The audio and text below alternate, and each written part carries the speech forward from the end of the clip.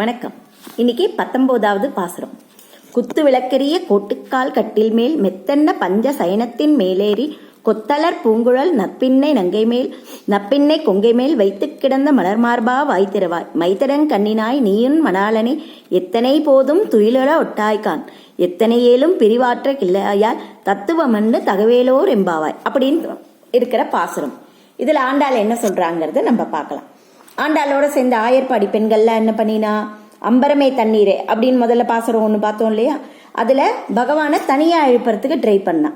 அப்புறம் உந்து மத கழித்த லாஸ்ட் பாசுரம், அதுல பிராட்டியே எழுப்பினா. ரெண்டு பேரையும் தனித்தனியா இது பண்ணா, ஆனா ரெண்டும் நடக்கல. இந்த பாசுரத்துல என்ன பண்றா, மலர்மார்பா அப்படின்னு பெருமாளையும் மைத்தரங் கண்ணினாய் அப்படின்னு பிராட்டியும் சேர்த்தே இது பண்றா. இது ரொம்ப அழகான பாசுரம்.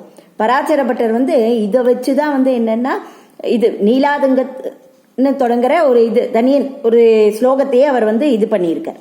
இது என்னன்னா, ஒவ்வொரு பாசுரத்துக்கு ஒவ்வொரு சிறப்பு இருக்கு இல்லையா. இது பாகவதர்கள் உகந்த பாசுரம் சொல்லுவா. ஏன்னா பாகவதர்கள் எப்பவுமே என்னன்னா, பெருமாளை தனியா அனுபவிக்க மாட்டா, பிராட்டியை தனியா இது பண்ண மாட்டா.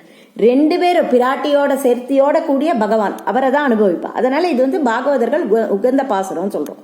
இந்த பாசுரத்துல ஆண்டாள் என்ன பண்றா, சந்தோஷமா ஆயர்படி பெண்களோட எல்லாம் சேர்ந்து வரா இல்லையா. விடுவதற்கு முன்னாடியே எழுந்து வந்துட்டா. மையிட்டு எழுதும் மலரிட்டு நாம் முடியோம்லாம் முன்னாடியே சொல்லியிருக்கோம் இல்லையா. அது போல நாங்கெல்லாம் இருக்க, ஆனா நீ நப்பினாய், நீ அழகா நிறைய பூக்கள்லாம் தலையில வச்சுட்டு குத்து விளக்க நல்லா எரிய விட்டுட்டு மலர் மார்பனான பகவான் கூட சயனித்து அவனையும் துயில பண்ணாம இருக்கியே அப்படின்னு சொல்றா. நாங்க என்ன பண்றோம், இது பறவைகள்லாம் எழறதுக்கு முன்னாடியே எழுந்து வரும். அதோட ஒரு வீட்டுல ஒத்தியோடாத்துல கீழெல்லாம் பால் சேரு, தலையில பனி விழருது, அதெல்லாம் தாண்டி வந்திருக்கோம். ஆனா நீ என்னன்னா நன்னா இங்க படுத்துட்டு எங்களை எழுந்து வெளிலையும் வராம அவரையும் விட மாட்டேங்கிறியே அப்படின்னு சொல்ற. இதுல என்னன்னா, மாதாவா பிராட்டி தாயார், நமக்கு தந்தையா யாரு கண்ணன். ரெண்டு பேரும் நமக்கு நல்லதை மட்டும்தான் செய்வா. பொதுவா நம்ம ஒவ்வொரு ஜீவனும் இவ்வளோ பாவம் எல்லாம் செய்யறது. ஆனாலும் பெருமாள்கிட்ட சரணாகதின்னு வரும்போது ஞானத்தை இது பண்ணணும் அப்படின்னு இருக்கும்போது பெருமாள் பண்ண தப்பெல்லாம் பார்த்து அடுத்த பிறவி அப்படிலாம் இது பண்ணா தாயார் என்ன பண்ணுவா, பாவம் பார்த்து குழந்தை அதை இது பண்ணாதீங்க, ஏதோ ஒன்னும் பெரிய பாவம் எல்லாம் பண்ணல, நான் அவனுக்கு கொஞ்சம் கொஞ்சமா இது பண்ணிடுறேன்னு சொல்லி கொஞ்சம் கொஞ்சமா அவனை சம்சாரத்துல சிக்க வைக்க வேண்டாம் அப்படின்பா. புருஷகாரம்னு ஒவ்வொன்றும் தாயார் சொல்லி தான். தாயார் சொல்லலைன்னா நமக்கு ஒண்ணுமே கிடைக்காது. அப்படிலாம் பண்ணி இது பண்ணுவா. இப்படி மாதா பிதா அவ ரெண்டு பேரும் அம்மாவும் அப்பாவும் பஞ்சசயனத்துல படுத்துட்டு இருக்கா. பஞ்சசயனம்னா என்னது, சாதாரண இது இல்லை, நல்ல அழகான இது. பஞ்சன்னா 5 இல்லையா, 5 ஒரு படுக்கைன்னா ஒரு 5 இயல்பு இருக்கணுங்கிறா. அது என்னென்ன, அழகு, குளிர்ச்சி, இனிமை, தூய்மை, வெண்மை, இதெல்லாம் இருக்கணும்னு. கண்ணன் அந்த குத்து விளக்கரிய கோட்டுக்கால் கட்டில் மேல்னு சொல்லியிருக்கா இல்லையா. அந்த இது கட்டிலுக்கு எப்படி இருக்குன்னா, போர்ல யானையோட எல்லாம் போரிடுறாரு இல்லையா கண்ணன், அதெல்லாம் அதோட தந்தங்களை எடுத்துதான் கோட்டுக்கால்னு 4 காலா வச்சிருக்காராம். அப்படிப்பட்ட தங்க கட்டில், அதுலதான் அவ ரெண்டு பேரும் இப்ப படுத்துட்டு இருக்கா அப்படின்னு சொல்றா. இப்ப இவ நப்பினை எழுப்பினா, இப்ப நப்பினை எழுந்து போறேன்னு பண்ணோட பெருமாளுக்கு கொஞ்சம் பயம் வந்துட்டான். அவ என் மேலதானே வந்திருக்கா, நீ போய் இது பண்றிய, நான் தானே ரட்சிக்கணும் அப்படின்னு என்ன பண்றா, அவளை பிடிச்ச தாயார் நப்பினை போறவளை பிடிச்ச இழுத்து தன் மேல அப்படியே சரிச்சு வச்சு இது பண்ணிட்டு இருக்கா. நான் தான் போய் பண்ணணும் அப்படின்னு. இவளா வெளில இருந்து அவ வாய் திறவாய், நீ அட்லீஸ்ட் வெளில தான் வரல, எங்களுக்கு ஒரு இதுவாது ஒரு வாய் திறந்தாவது கவலைப்படாத, நான் வரேன்னாவது சொல்லு அப்படின்னு சொல்ற. ஆனா இவ என்ன பண்றா, மைத்தழங் கண்ணினாய் நீயும் மணாளனே. இவ என்ன பண்ற, உன்னோட கண்ணோட அழகுனால பெருமாளை வாயை கூட திறக்க விடாம நீ பண்ணிடுற அப்படின்னு சொல்றா.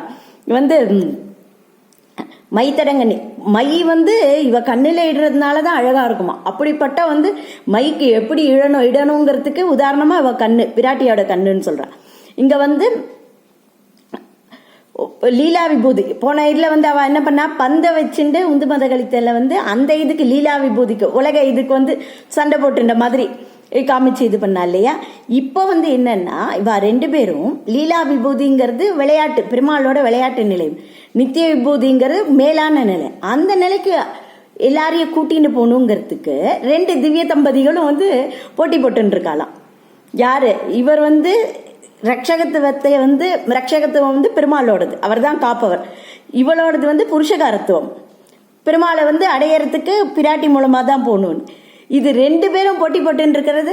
அவரை நீ போக கூடாது, நான் தான் போவேன், நீ போறதானா முன்னாடி பாசத்துலயே உன்னை கூப்பிட்டால, அப்பவே நீ போயிருக்கணும், அப்ப நீ போல இல்லையா, நீ இவ போறேன்னு போட்டி போடுறா. அவ என்ன பண்றா, நீ போக கூடாது, நான் தான் போவேன் அப்படின்னு 2 பேரும் பண்றா. அதுவே இது ஒரு அழகான பாசுரம். அதனாலதான் பாகவதர்கள் உகந்த பாசுரம்ங்க. குத்து விளக்கெரியன்னு இன்னொரு அர்த்தத்துல என்ன சொல்லலாம்னா, குத்து விளக்குங்கிறது நம்மளோட அறியாமை, நம்மளோட இதுல இருந்து தமோ குணத்துல இருந்து சத்துவ குணத்துக்கு இது பண்றது இன்னும் சொல்லலாம். கோட்டுக்கால் கட்டில்னா 4 வேதங்கிறது கணக்காகவும் வச்சுக்கலாம். அப்புறம் மெத்தன்ன பஞ்சசயனம்னா அர்த்த பஞ்சகம் அந்த கணக்குலயும் வச்சுக்கலாம். அப்படி இவ்வளோ எல்லாரும் அருமையா பாகவதர்கள் நம்ம சேர்ந்து அனுபவிக்கிற பாசுரம் இது. இதுக்கு அடுத்த பாசத்துல ஆண்டாள் யாரை எழுப்புறா, என்ன பண்றான்னு நம்ம நாளைக்கு பார்க்கலாம். நன்றி, வணக்கம்.